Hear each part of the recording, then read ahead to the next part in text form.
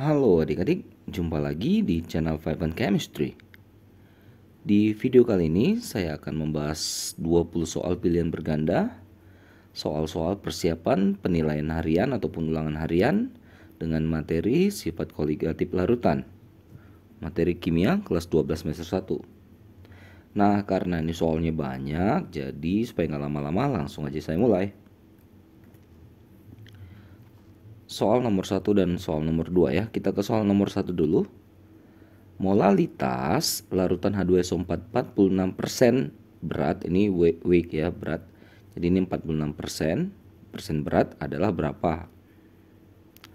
Oke, jadi untuk menjawab soal ini, kalau kita ingat rumusnya kan molalitas itu adalah gram zat terlarut dibagi mR-nya kali 1000 dibagi gram pelarut.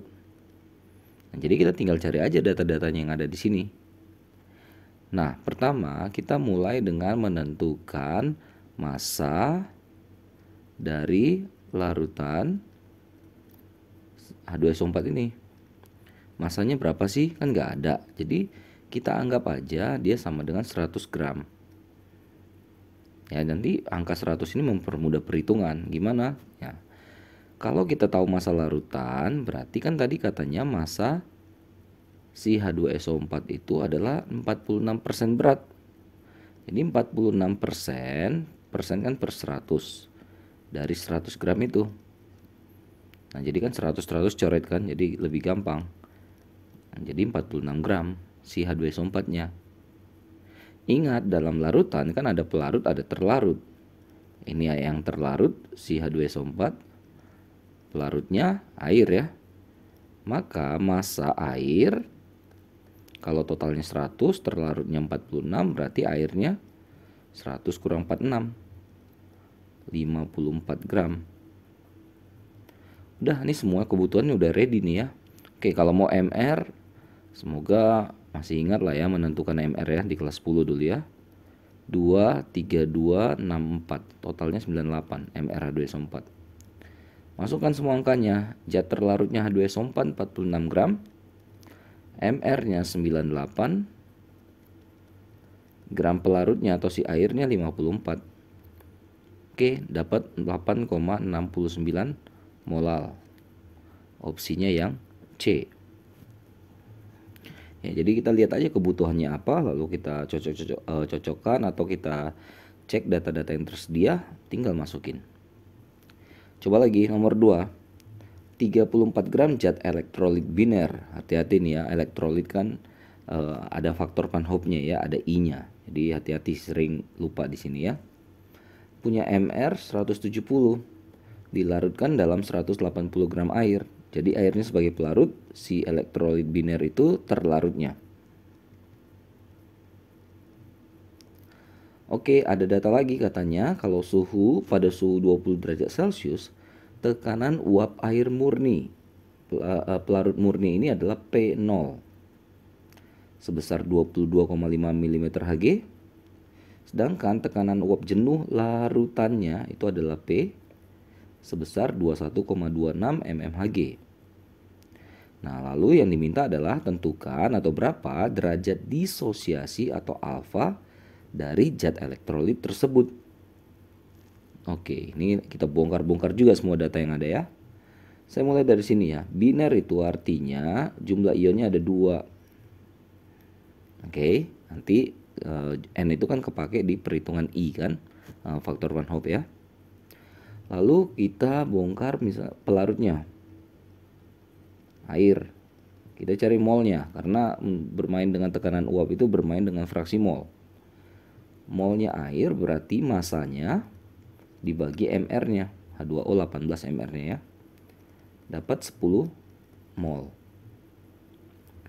Lalu terlarutnya ya si elektrolit tadi. 34 gram dibagi mR-nya 170, 0,2 mol. P-nya ada, P0-nya ada, tinggal masuk rumus. P sama dengan P0 kali X pel fraksi mol pelarut. P sama dengan P0, ini dibongkar jadi mol pelarut dibagi mol pelarut tambah mol terlarut kali faktor Van Hoff I. Kenapa I-nya hanya ada di bagian mol terlarut? Ingat atau kembali ke definisi, konsep definisi dari sifat koligatif larutan adalah sifat yang hanya dipengaruhi oleh jumlah zat terlarut. Makanya I-nya bermainnya di ternya saja. Masukkan angkanya semua sudah ready. P-nya katanya tadi 21,76. P0-nya 22,5. N-nya 10 pelarutnya. 10 tambah 0,2 I. Kali silang ya. 21,76 kali 10 berarti 217,6. Tambah 21,76 dikali 0,2 I 4,352 I sama dengan 22,5 kali 10 225 atau 4,352 I sama dengan 225 kurang 217,6 7,4. Maka dapat I-nya 7,4 dibagi 352 hasilnya 1,7. Ini I-nya ya. Sedangkan yang ditanya adalah alfanya. I sama dengan 1 tambah N-1 kali alfa. 1,7 sama dengan 1 tambah. Nah, jumlah ionnya tadi yang di atas tuh. 2. Biner ya. 2 min 1 alfa. 2 min 1 kan 1. 1 kali alfa ya alfa ya. Jadi 1,7 sama dengan 1 tambah alfa. Maka alfa sama dengan 0,7 atau 70%. Opsi yang tepat adalah yang dadu.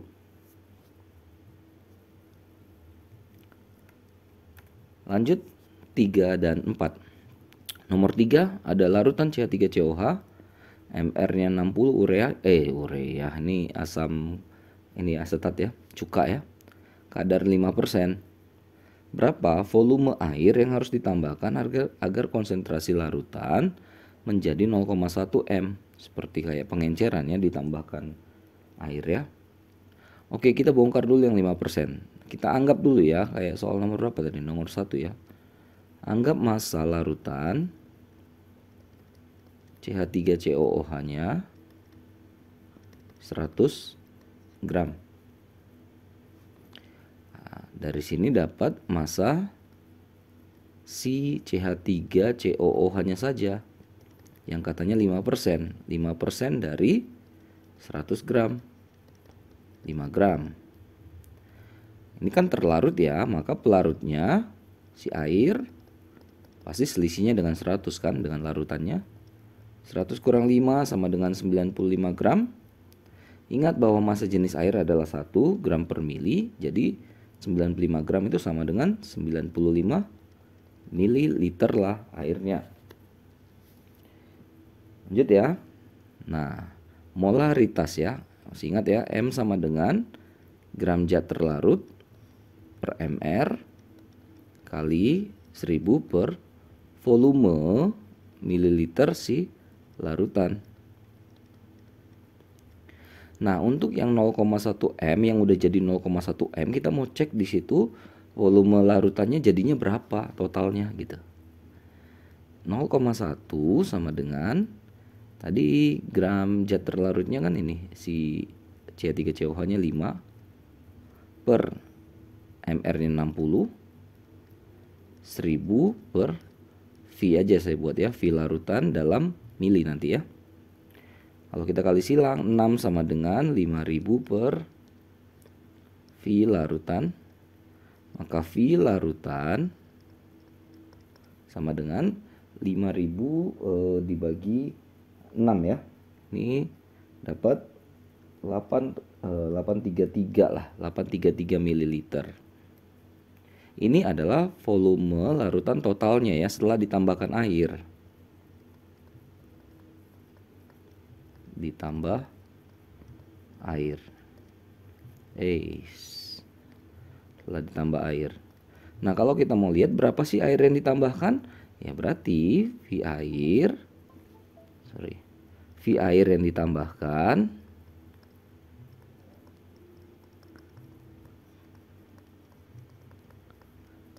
(833) dikurangin V air yang mula-mula 95. Nah, jadi ini dapat 738 mili lah airnya yang ditambahkan. Ini mendekati ke 735 ya. Supaya 735 tuh ini 833 tadi tuh dibulatkan jadi 830. Mungkin gitu ya. Jadi pas supaya 735. Nah, itu nggak apa-apa ya. Beda-beda gitu nggak apa-apa lah, perhitungan saja ya. 4, ada 45 gram urea dilarutkan 900 gram air pelarutnya. Penurunan titik beku atau delta TF 1,55 derajat Celcius. Massa CONH22 kali si urea ini yang harus dilarutkan ke dalam 1,2 kg 1200 gram ya air agar diperoleh larutan dengan penurunan titik beku setengah dari titik beku larutan awal. Oke, jadi kalau mau cari titik beku larutan akhir ya berarti cari aja dulu yang awal kalau mau stepnya satu persatu ya. Delta TF ya, KF kali M. Deltanya tadi 1,55 ini yang awal ya. KF-nya belum ada. Molalitas kan 45 per MR kan 60 ya si urea. Hafal ya. 1000 per airnya berapa? 900 ya. Ini M-nya nih.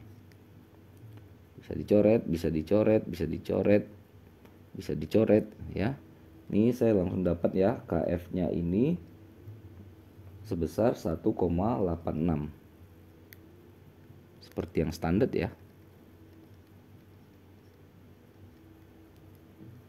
Lalu delta TF yang akhir yang setelah jadi lah gitu ya, delta TF-nya sama dengan setengah dari delta TF yang awal.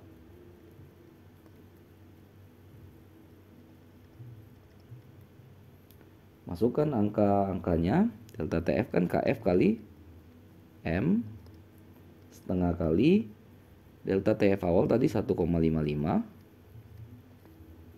KF-nya udah dapat tadi 1,86. Setengah kali 1,55 itu 0,775 ya.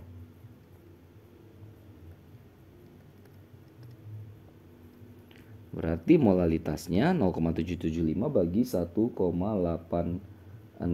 sebesar 0,417 molal. Yang ditanya bukan M-nya, molalnya, tapi masanya yang harus ditambahkan. Dan volumenya juga udah berubah ya, bukan 900 ya. So, M sama dengan gram zat terlarut bagi MR-nya kali 1000 gram pelarut. 0,417 molalnya, molalitasnya. Gram zat terlarut, anggaplah X. MR-nya si urea 60. 1000 per 1200. Oke. Atau X sama dengan 30 gram. Bisa ya, hitung sendiri lah ya. Oke, kita lanjut soal nomor 5. Pada suhu 27 derajat Celcius sebanyak 14,9 gram KCl dilarutkan dalam air hingga volume larutannya menjadi 500 ml. Lalu ke dalam larutan tersebut ditambahkan 10 gram lagi glukosa. Nah, perubahan volume akibat penambahan glukosa itu diabaikan. Jadi volumenya tetap dianggap 500 ml ya. Tekanan osmotik larutan V ya, sebelum dan sesudah ditambahkan glukosa berturut-turut adalah oke, jadi kita dua kali kerja nih ya. Jadi KCl sebelum KCl sendiri dengan KCl setelah ditambahkan glukosa ya. Oke, kita bongkar dulu. Saya taruh di sini dulu ya. KCl K plus tambah Cl min. N-nya sama dengan 2, elektrolit kuat ya. Alfa sama dengan 2. Alfanya 1 lah. Maka I-nya sama dengan 2 ya. I1 tambah N-1 alfa. Dapat 2. Lalu kita cari molaritasnya dulu lah. Molaritas KCl 14,9 dibagi MR-nya ini 74,5 ya. 39 tambah 35,5 74,9 kali 1000 per volumenya 500 ya. Ini 2, ini 0,2 ya, 0,2 0,4 M. Ini molaritasnya ya. Lalu apalagi datanya ya. R-nya tetapan 0,082. T-nya 27 tambah 273 300 Kelvin ya. Oke, jadi data-data untuk menentukan V yang pertama itu udah ready ya. Nah, ini sebelum ditambahkan glukosa. Jadi murninya si KCl saja dulu ya. V sama dengan M kali R kali T kali I, karena KCl adalah elektrolit. Masukkan angka-angkanya. Molaritasnya tadi udah dapat 0,4. R-nya tetapan 0,082. T-nya 300. I-nya tadi 2 ya. Dapatlah ini 19,68 atm. Jadi opsinya kalau nggak C ya D. Nah, sesudah penambahan glukosa, kita cari mol KCl. Tadi kan 14,9 per 74,5 sama dengan 0,2 mol. Mol glukosa tadi masanya 90, MR glukosa 180, sudah dihafal-hafal ya dikit-dikit ya. 0,5 mol. Ini mol masing-masing ya. Oh ya, volume ya, volume V larutan sama dengan 500 ml atau 0,5 liter. R-nya kita pakai nanti ini ya, sama T-nya. Udah. Nah, V sama dengan M kali R kali T. Ini untuk yang campuran ya. Nah, untuk yang ini molaritas ini kan sebenarnya adalah mol per liter larutan ya. Jumlah mol zat terlarut dalam tiap liter larutan. Jadi di sini zatnya ada 2, si glukosa dan si KCl. Maka di sini kalau saya buat rumus dulu ya, molaritas ini adalah mol KCl dikali I-nya, ingat karena cuma KCl yang elektrolit, ditambah mol si glukosa. Ini nggak cocok tempatnya, saya taruh di bawah, sorry. V sama dengan M kali R kali T.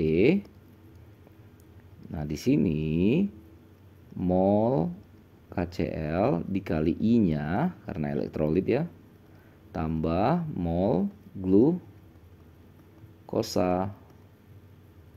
dibagi dengan volume larutan dalam liter ya, V larutan dalam liter. Tutup, inilah M-nya, molaritasnya. Kali R kali T biasa ya. Oke, masukin angka. Mol KCl tadi 0,2 kali I-nya kan 2 tadi ya. Tambah mol glukosa 0,5 dibagi volume larutan 0,5 liter kali 0,082, T-nya 300 Kelvin. Oke, tinggal masukkan ini 0,4 tambah 0,5 berarti 0,9 ya. Per 0,5 kali 0,082 kali 300 dapat 44,28 ATM. So, opsi yang tepat adalah yang C ya. Lanjut soal nomor 6 dan 7. Suatu larutan, nomor 6 ya. Suatu larutan dibuat dengan melarutkan 7,38 zat non elektrolit. Oke, aman ya, nggak pakai Van Hoff. Non volatile yang sukar menguap ya, ke dalam 90 gram aseton. Nah, ini yang terlarut. Di kali ini pelarutnya bukan si air, tapi si aseton. Jadi nanti data-datanya nggak sama dengan air. Titik beku TF ya, yang murninya minus 95,35 derajat Celcius, sedangkan titik beku larutan minus 96,87 derajat Celcius. Tetapan titik beku molal ini Kf aseton 2,40 Celcius per molal.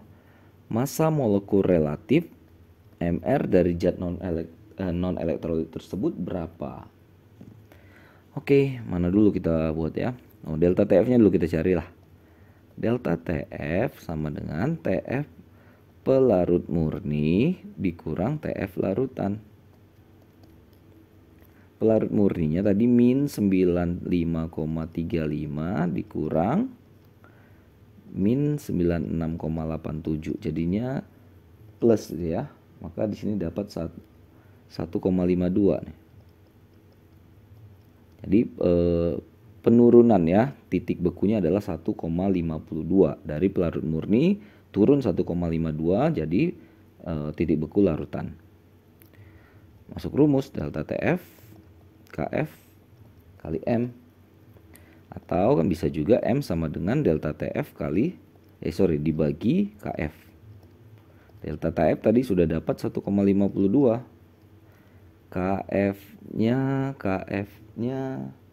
KF-nya ini belum ini ya. Bukan air ya, hati-hati ya. Nih 2,4 ya. Kadang juga sering kejebak karena kita biasa pakai air 1,86. Ini KF dari si asetonnya ya, 2,4. Dapat molalitasnya 0,63 molal M. Yang ditanya bukan M tapi Mr. Bongkar molalitas sama dengan gram zat terlarut bagi Mr-nya kali 1000 per gram pelarutnya. Tadi udah dapat 0,63. Zat terlarutnya 7,38. Mr yang dicari kali 1000 per pelarutnya tadi aseton 95 gram. Atau pindah ruas, Mr sama dengan 7,38 kali 1000 per 0,63 kali 95. Dapatlah ini 123 gram per mol. Opsi yang tepat yang B. Lanjut soal nomor 7.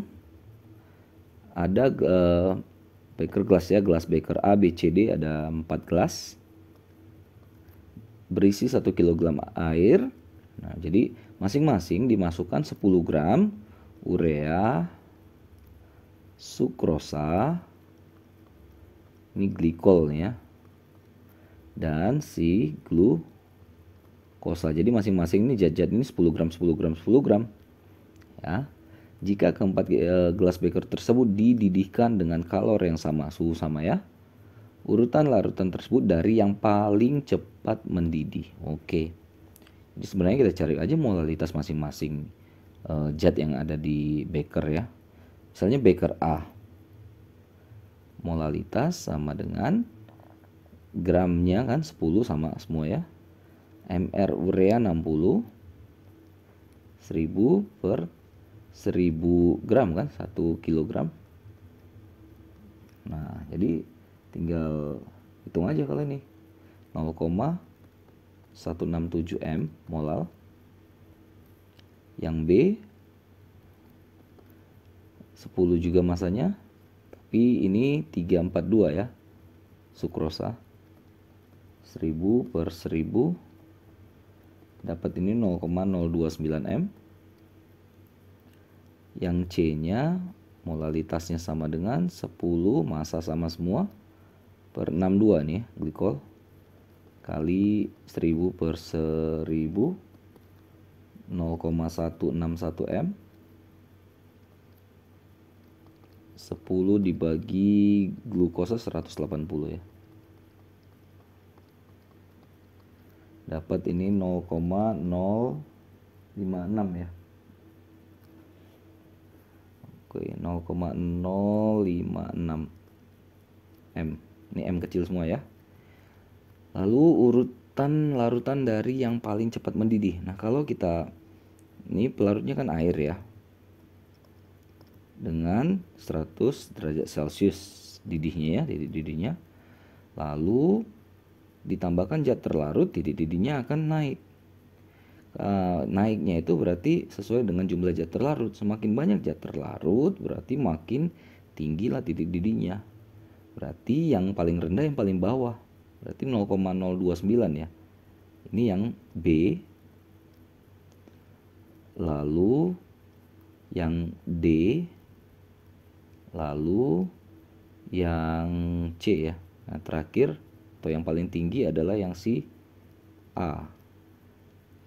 Jadi B itu duluan mendidih karena titik didihnya lebih rendah daripada A, C, D. Jadi semakin rendah titik didih kan semakin gampang mendidihnya gitu. Ya bayangin aja kalau dia bisa mendidih dengan 80 derajat dengan 500 derajat. Jadi kan pas dipanasan pelan-pelan 80 lebih duluan kena daripada yang 500. Gitu ya. Jadi titik didih yang paling rendah itulah yang paling cepat mendidih larutannya. B, D, C, A.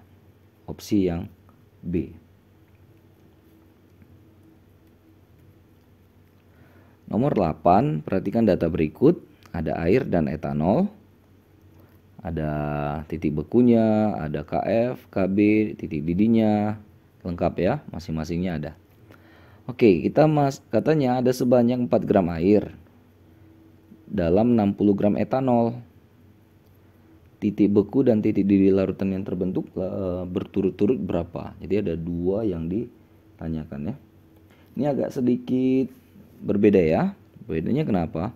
Kalau kita lihat ini 4 gram air dengan 60 gram etanol. Kalau airnya kita anggap sebagai pelarut, berarti tidak akan nggak bisa melarutkan 60 gram etanol ini ya, terlalu banyak ya. Jadi di soal ini dibalik ya. Jadi air yang sebagai terlarut, etanol sebagai pelarut. Ya ini agak berbeda lah ya soalnya ya. Jumlah etanolnya ini jauh lebih banyak daripada airnya. Kalau airnya pelarut agak gimana ya. Tapi ya lebih masuk akal begini. Air yang terlarut, etanol yang pelarut. Udah kita coba masukin data lah. Kita mulai dari beku dulu ya. Delta TF KF kali M. Nah, KF yang kita pakai adalah KF dari pelarut. Pelarutnya si etanol. Berarti 1,99. Nah, kali molalitas itu kan gram per mr ya. Jadi airnya berapa gram? 4. mr air 18 dikali 1000 per pelarutnya 60. Dapat ini 7,37 derajat Celcius. Ini adalah penurunan titik beku. Sedangkan titik beku larutannya berarti turun dari yang murninya. Ya, dia turun dari yang murninya. Murninya itu minus 117,3, turun 7,37. Maka minus 124,69. 67 berarti ya. 67 derajat Celcius lah titik beku larutan ini. Mana nih ya? Min 124 nih kalau nggak A, B ya. AB. Oke, untuk yang didih sama ya polanya, delta TB KB kali M. Nah, KB-nya KB si etanol ya. Nih, 1,22 kali molaritas kan sama, 4/18 kali 1000/60 etanolnya. Dapat ini 4,518 derajat Celcius. Sedangkan TB larutan naik 4,518 dari TB pelarutnya atau TB si etanol. Jadi 78,4 bertambah 4,518. 82,918 derajat Celcius. Nah, kurang lebih lah ya. Segini ya. Lanjut nomor 9 10. Nomor 9 di antara larutan berikut yang isotonik. Isotonik itu tekanan osmotiknya sama dengan larutan yang terbuat dari 6 gram urea dalam 500 ml air. MR-nya 60 dikasih tahu. Oke, jadi M dari urea jadi langsung ya 6/60 dikali 1000 dibagi 500. Ini 2, 0,1, 0,2 M. Ingat mencari V sama dengan M kali R kali T. M-nya 0,2 RT. Jadi untuk si urea itu 0,2 RT lah ini ya, tekanan osmotiknya. Jadi supaya isotonik, jadi kita carilah V untuk masing-masing ABCDE ini. Hati-hati mana yang elektrolit dan non elektrolit ya, karena ada faktor I-nya itu. Oke, ini C12H22O11 sukrosa non elektrolit. V sama dengan M R T. M-nya 0,1 RT. Nah, nggak sama. Satunya 0,1, satu 0,2. Lanjut yang kedua, V sama dengan M RT karena non elektrolit juga. 0,1 RT. Berarti salah. Yang C, V sama dengan M R T I karena ini elektrolit kuat malah ya. Nah, di sini ada 3K plus tambah PO4 3-. Tn-nya sama dengan 4. Kalikan aja nih. Berarti M-nya 0,1 ya. 0,1 RT kali 4. Berarti 0,4 RT. Nggak sama juga. BaCl2, Ba2 plus 2Cl min. N sama dengan 3. V sama dengan M kali RT kali I. I-nya sama dengan 3, berarti M-nya 0,1, ini 0,3 RT. Masih nggak sama? Ya, ini NaCl, Na plus, Cl min, N sama dengan 2, V sama dengan M kali R kali T kali I. Jadi 0,1 kali 2, 0,2 RT. Nah, ini yang sama. Jadi yang E lah ya, yang isotonik dengan si urea yang di soal. Gitu cara mencari isotonik itu ya. Oke, lanjut ke soal nomor 10. Perhatikan grafik berikut. Ini adalah mol partikel zat terlarut dengan jenis larutan ya. Jika jumlah mol partikel pelarutnya sama, pernyataan yang tepat mengenai sifat koligatif larutan K, L, M, dan N adalah oke, semakin banyak zat terlarut, tekanan uap makin kecil, makin rendah. Titik bekunya juga makin kecil, makin rendah. Namanya juga penurunan ya. Tapi didihnya naik, osmotiknya juga makin besar gitu. Jadi kayak ada 2 naik, 2 turun gitu. Nah, sifat koligatif adalah sifat yang dipengaruhi oleh jumlah zat terlarut. Ya, kalau zat terlarutnya besar, sifat koligatifnya lebih besar juga gitu. Titik didih larutan M lebih tinggi daripada L.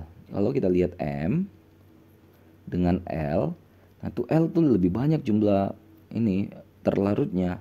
Jadi pasti titik didihnya lebih besar. Ya, ini titik didih makin besar.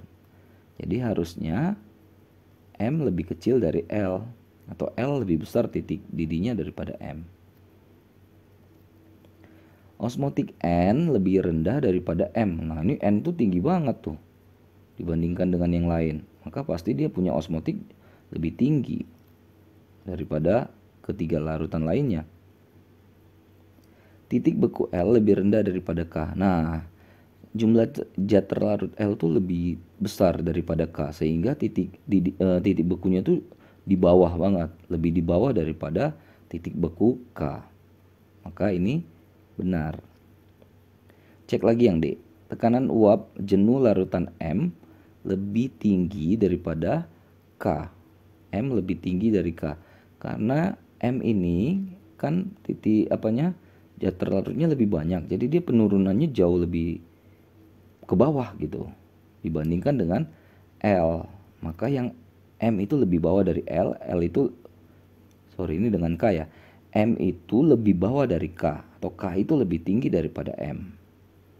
Ya, karena zat terlarut M lebih banyak, jadi dia turunnya lebih banyak gitulah, sehingga lebih rendah. Ya.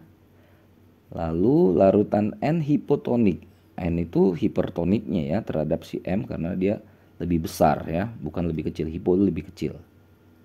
Nah, ini yang C ya. 11-12 nomor 11, sebanyak X gram glukosa MR 180 dilarutkan dalam 250 gram air.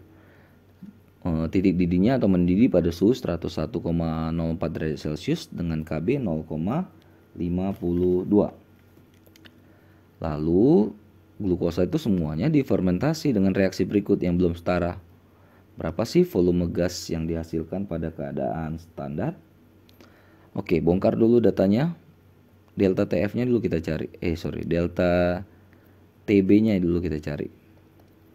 Delta TB selisih dari TB larutan dengan pelarutnya. Pelarutnya kan air ya. Jadi selisihnya berapa nih? Selisih 1,04 derajat Celcius ya. Jadi lebih tinggi kan larutan daripada pelarut murninya, titik didih. Atau lanjutkan, kita masuk rumus. Delta TB sama dengan KB kali M.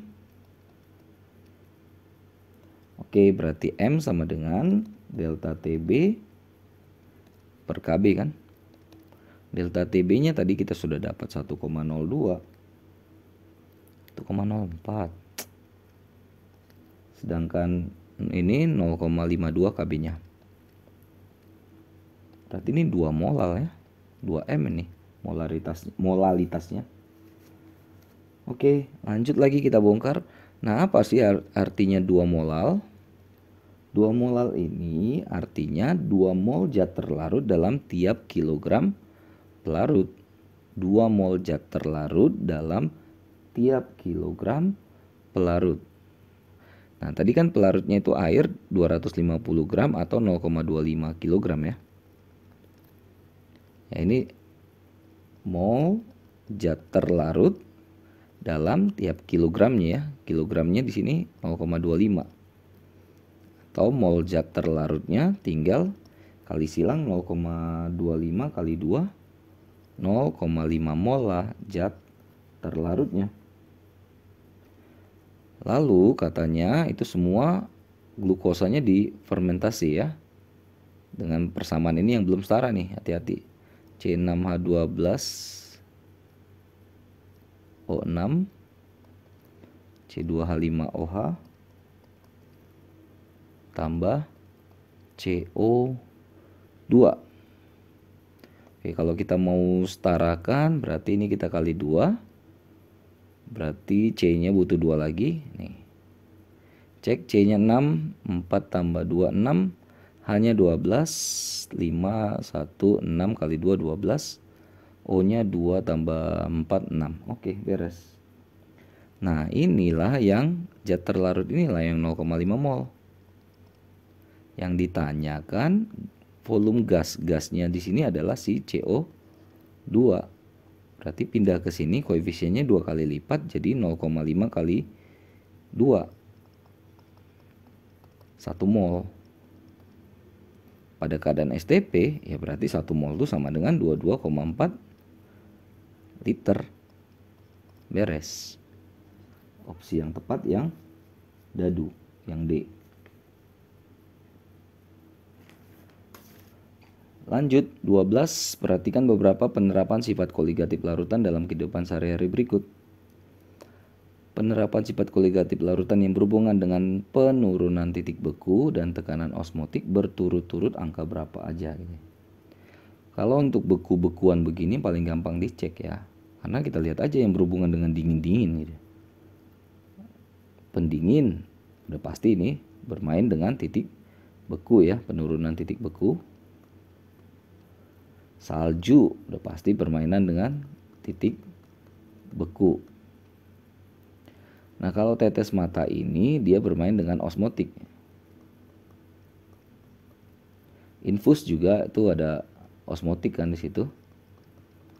Nah, sama ini reverse osmosis ini ya, masih bermain dengan osmotik semua. Jadi yang ditanya berturut-turut ya. Oke. 1 dan 2 osmotik. 2, 3 osmotik. 3, 4 osmotik dengan beku. Oh, dia tanya beku dengan osmotik. Berarti salah.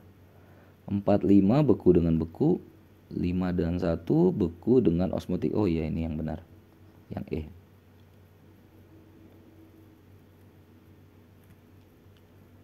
Lanjut 13, 14, 13 dulu.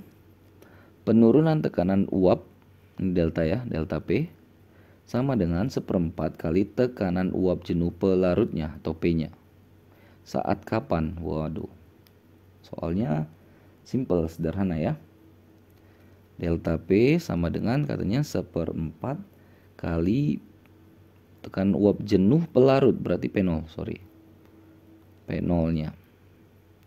Rumus dari delta P itu sendiri adalah delta P sama dengan P0 kali Xter. XT aja deh. Nah, tadi katanya delta P itu sebesar 1/4 P0 XT.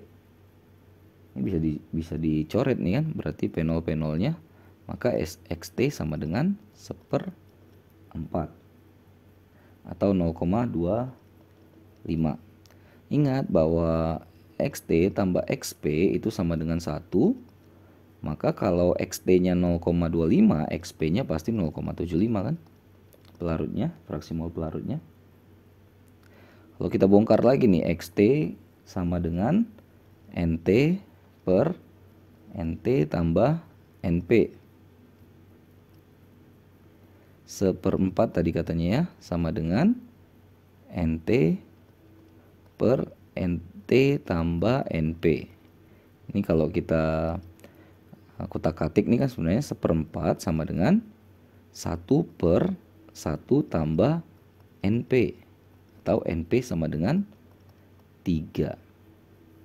Jadi kalau kita bandingkan NP banding NT sama dengan 3/1. Oke, mudah-mudahan udah cukup nih ya untuk mengecek ABCDE-nya. Fraksi mol pelarutnya, XP-nya apakah 0,75? Oh iya benar. Nih. Cek yang lain deh.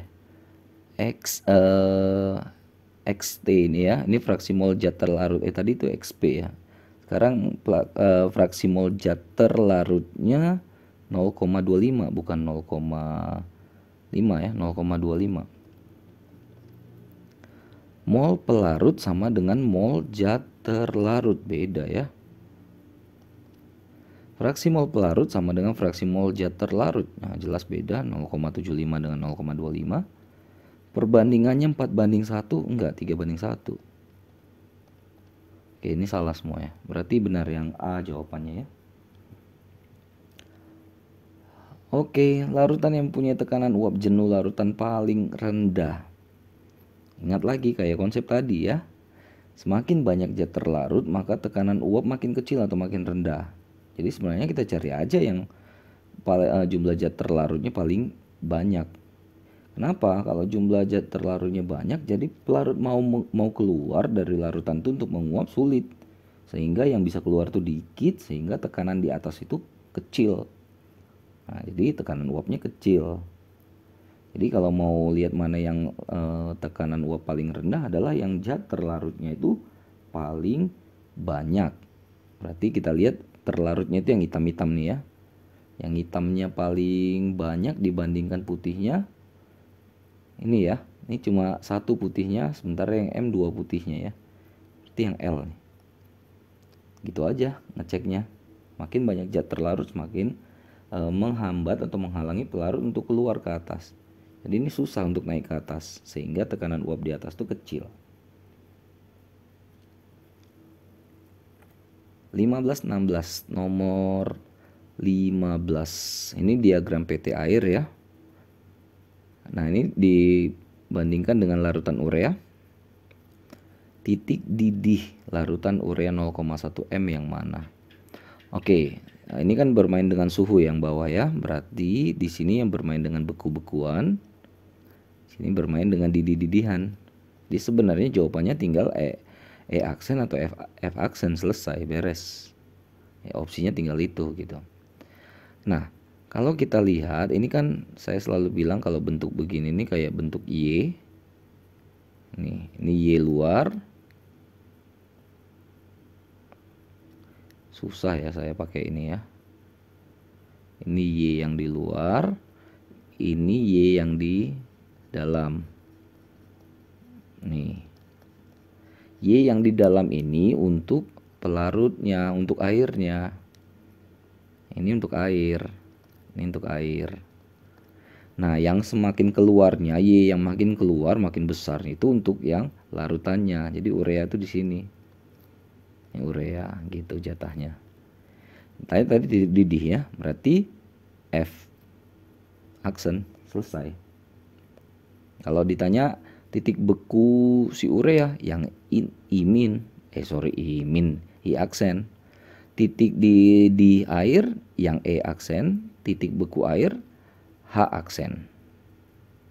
Oke, tergantung mana yang diminta aja. Yang penting pahamlah itu titik-titiknya itu ya, posisinya itu menunjukkan apa. Lanjut soal nomor 16. Elektrolit kuat katanya punya massa 18,8 gram, 200 gram air, Kb-nya 0,52. Mendidih 101,5. Van Hoff dikasih 3. Dikasih tahu 3 Van Hoff, alfanya dikasih tahu 1. Senyawa tersebut apa gitu. Wah, ini variasi lagi ya. Jadi senyawa-senyawa ini bisa ditentukan nanti dengan menentukan MR-nya. Ya, jadi kalau MR dapat ini bisa tahu nanti apa senyawa yang dimaksud ya. Delta TB sama dengan KB kali M. Ini kan tadi delta TB-nya selisih antara larutan dengan pelarutnya. Air kan 100. 1,5 derajat Celcius deltanya. 1,5 sama dengan 0,52 kali M kali I, ini masih ada karena elektrolit kuat ya. M-nya kita harus cari, sedangkan ini dulu deh. I-nya tadi 3 ya katanya ya. Van Hoff-nya. Tahu dapat lah ini M-nya sama dengan 1,5 dibagi 0,52 kali 3. 0,96 molal M. Udah kita bongkar molalitas gram zat terlarut bagi MR. Nah, MR ini yang kita mau cari supaya nanti kita bisa tahu ini senyawanya apa. Pelarut 0,96, zat terlarutnya berapa tadi ya? 18,8 dibagi MR 1000 per airnya berapa? 200 ya. Ini kan 5 ya. Berarti MR sama dengan 18,8 kali 5 per 0,96. Nah, ini dapat 98 gram per mol. Jadi tinggal cari aja mana senyawa ABCDE yang punya MR sekitar 98. Nah, jawabannya itu yang C, H2SO4 ya. Jadi saya nggak bahas lagi kenapa sampai dapatnya C ya. Saya yakin masih mampu lah ya karena itu di kelas 10. Oh, ini keterangan tadi masih ada yang lupa. 17. Oke, ada dua larutan 1 dan 2, satunya glukosa, satu lagi NaCl campur MgSO4. Nah, ribet nih ya. Jika garam NaCl dan MgSO4 terionisasi sempurna, elektrolit kuat ya. Perbandingan penurunan titik beku larutan 2 terhadap penurunan titik beku larutan 1, perbandingannya gimana gitu. Udah, mau nggak mau ya kita tinggal cari dulu masing-masing datanya. Kita mulai dari yang satu deh. Yang satu saya buat sini deh biar nanti muat ya. Untuk si glukosa, cari aja dulu molalitasnya, berarti masanya 0,36 mR 180, 1000 per pelarutnya 250 ya, 4 0,008 molal. Dapat molalitas dari si glukosa. Ini kan titik beku ya, delta TF KF kali M. KF-nya udah dikasih tahu ya. 1,86 kali M-nya 0,008. 0,0148 derajat Celcius lah delta TF. Kita anggap delta TF 1 lah ya. Lalu untuk yang kedua, nah ini yang ribet ya, karena kita punya dua yang elektrolit kuatnya. Na plus tambah Cl min, N-nya sama dengan 2, maka I-nya pun sama dengan 2. Karena I1 tambah N1 tambah N min 1 kali alfa, alfanya 1. Segitu N-nya, segitu pasti I-nya. Lalu apa lagi nih? MgSO4, Mg2 plus, SO4 2 min, N-nya juga sama dengan 2, maka I-nya juga sama dengan 2. Lalu ini masuk ke larutan yang volumenya 500 ml atau 0,5 M ya. 0,5 liter. Lalu kita cari molnya lah. Si NaCl ini berapa mol sih? 0,234. MR-nya NaCl itu 58,5 ya. 0,004 mol. Sedangkan si MgSO4 saya taruh di sini deh. Berarti 0,48 nih ya, dari sini ya. Dibagi MR-nya itu 120. 0,004 juga nih sebenarnya, sama nih molnya. Oke, kita tinggal masukkan rumus delta TF sama dengan KF kali M. KF kali, nah ini mol si NaCl kali I-nya tambah mol MgSO4 kali I-nya, itu kalau campuran ya, dibagi dengan volume total dalam liter, V larutan dalam liter. Oke, masukin angka-angkanya. KF-nya 1,86. Nah ini kan yang atas, kalau dihitung kan sebenarnya sama ya, mereka sama-sama 0,004. I-nya juga 2, sama kan, tambah ya, 0,004 kali 2. Volume larutannya jadi 0,5 liter tadi ya. 1,86 dikali, berarti 0,008 tambah 0,008 per 0,5 atau 1,86 kali 0,016 per 0,5. Ini dapatlah 0,0595 derajat Celcius. Nah, kalau kita bagi, ini delta TF2. Ya, jadi kalau kita ini delta TF 2 per delta TF 1 itu sama dengan 0,0595 dibagi 0,0148. Ini ternyata hasilnya 4. Atau bisa dikatakan delta TF2 sama dengan 4 kali delta TF1. Jadi opsi yang tepat adalah yang E ya, 4:1. Ribet nih ya nomor 17 ini. 18. Suatu larutan diperoleh dengan melarutkan 1,92 gram nikotin dalam pelarutnya air ya, 48,98 gram air. Katanya membeku pada suhu minus 0,45 derajat Celcius. Komposisi nikotinnya ini karbon, hidrogen, nitrogen dengan persentase masing-masing.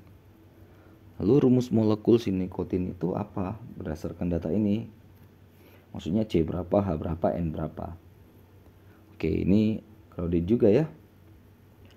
Delta TF selisih antara pelarut murninya air dikurang larutannya.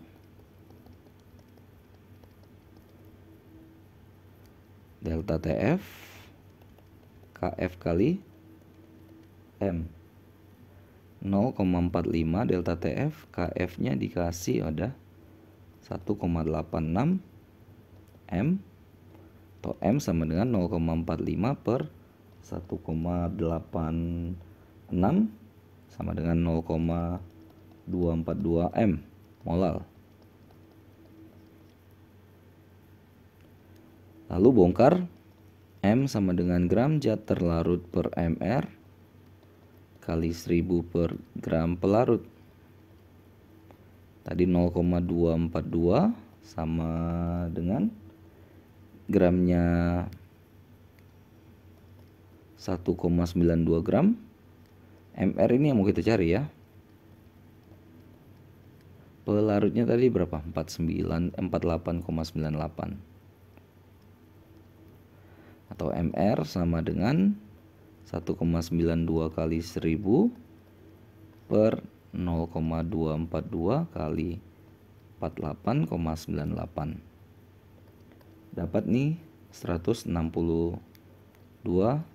gram per mola mR-nya. Nah, ini belum selesai. Kita main komposisi tadi ya. Kita anggap aja lah persennya itu masanya. C banding H banding O. 74,03 gram, 8,70 gram. Ini N. Ini kalau udah malam begini nih. 17,27 kita bagi dengan AR masing-masing. C12, H1, N14. 6,17 mol, 8,7 mol, 1,23 mol. Nah, bagikan dengan yang paling kecil. Jadi semuanya dibagi 1,23, 1,23, 1,23. Nanti kita dapat nih perbandingannya 5, 7, 1. Jadi kalau masih ingat kelas 10 ini adalah rumus empirisnya. C5, H7, N. Nah, bagaimana hubungan rumus empiris dengan MR yang didapat tadi? Jadi C5, H7, N, kita kalikan faktor X lah ya. Itu sama dengan MR. C itu kan 12 ya. 12 kali 5 tambah hidrogen kan 1 AR-nya. N itu 14. Ini MR-nya 162 yang tadi dapat. Lalu ini 60 tambah 7 tambah 14, 162, 81, 162. Oh, berarti X-nya 2 ya. 162 bagi 81 itu 2. Oke, langsung aja bongkar. C5H7N kali 2 ya. C10 H14 N2. Dapat nih yang dadu. Lanjut, 2 soal terakhir. 19, si Sinta buat larutan oralit memasukkan 11,7 gram garam NaCl, gula 68,4 gram dalam airnya yang volumenya 2 liter. KB-nya dikasih tahu, mendidihnya pada suhu berapa yang ditanya. Oke, hati-hati lagi. Ini adalah campuran NaCl, Na+, Cl-, N sama dengan 2, berarti I-nya juga sama dengan 2. Lalu si glukosa ya, atau cari molnya dulu deh. 11,7 gram. MR-nya NaCl itu 58,5 ya. 0,2 mol. Dapat. Sedangkan si gula, cari molnya juga ya, 68,4, MR-nya itu 342. Ini 0,2 mol juga. Pelarutnya air ya, sudah dikasih tahu 2 liter. Pelarut 2 liter sama dengan 2 kg karena massa jenis air itu 1 gram per mili ya. Bisa kilogram per liter. Jadi 2 liter 2 kg. Oke, buat apa ya, kita tinggal masukkan di rumus nih. Delta TB KB kali M. KB-nya mana tadi, KB-nya 0,52 dikali, nah ini molnya si NaCl 0,2, jangan lupa kali I-nya. Nah itu kalau elektrolit itu faktor I-nya itu yang sering lupa ya. Mol gulanya 0,2. Nah dibagi pelarutnya, kilogram airnya 2. 0,52 kali, ini kan 0,4 tambah 0,2 ya, 0,4 tambah 0,2 per 2. 0,52 dikali 0,6 per 2, dapatlah ini 0,52 kali 0,3 ya, 0,156 derajat Celcius. Nah karena tadi pelarutnya air, maka TF larutan sama dengan 100 derajat Celcius. TF dari pelarut murninya airnya bertambah 0,156 di 100,156 derajat Celcius lah titik didih dari campuran itu ya, yang C. Last one, perhatikan data 2 jenis larutan berikut. Ada non-elektrolit dan elektrolit biner. Ingat tadi biner itu N-nya sama dengan 2 ya. Molalitasnya dikasih tahu 1 dan 0,5. Oke, kalau udah dapat molalitas enak lah. Titik didih non-elektrolit sama dengan titik didih elektrolit biner. Berapa alfa larutan elektrolit biner tersebut?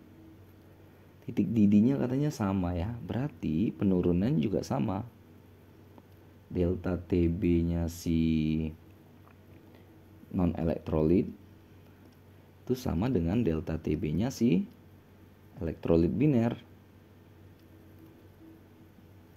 Dah, ini kan KB kali M tanpa I ya. KB kali M kali I. KB-nya sama karena pelarut sama. M-nya non-elektrolit 1. Yang biner M-nya 0,5.